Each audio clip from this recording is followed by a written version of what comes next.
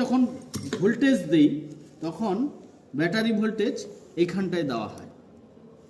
দেওয়ার পরে এই যে ফিল্ড কয়েল চারটে রয়েছে, এই চারটে ফিল্ড কয়েলে ফিল্ড তৈরি হয়।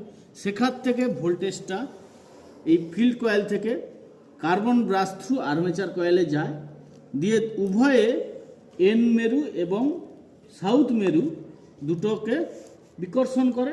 সেই হিসেবে এরা মোটরটা চলতে থাকে এবং সেই মোটরের সঙ্গে আমাদের এই বেন্ডিক্স ড্রাইভটাও ঘুরতে থাকে।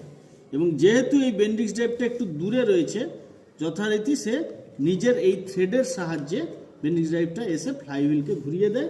আবার আমরা যখন ইঞ্জিন স্টার্ট হয়ে গেছে ভেবে বন্ধ করে দিই, তখন বেন্ডিক্স ড্রাইভটা আবার যথারীতি নিজের ভারসাম্য বলে রিটার্ন চলে যায়। এটা হলো আমাদের এইভাবে কাজ হয়। এবারে আমরা ফিটিং করব। কিভাবে ফিটিং করব? ফার্স্ট হচ্ছে আমরা এই আর্মেচারের যে কয়েলটা রয়েছে, আর্মেচার কার্বন ব্রাশের, সেটা আমরা লাগাবো। তারপরে আমরা আর্মেচার শ্যাফটটাকে সেট করব।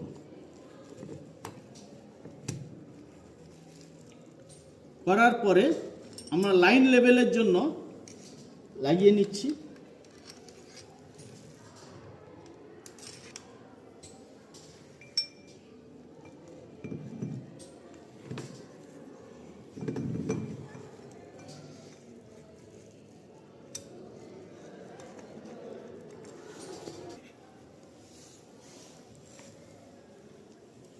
এবারে আমরা যেটা প্রথমে খুলেছিলাম সেইটা বেন্ডিক্স ড্রাইভের পোর্শনটা আমরা ফিটিং করলাম। তারপরে থ্রেডটা লাগালাম,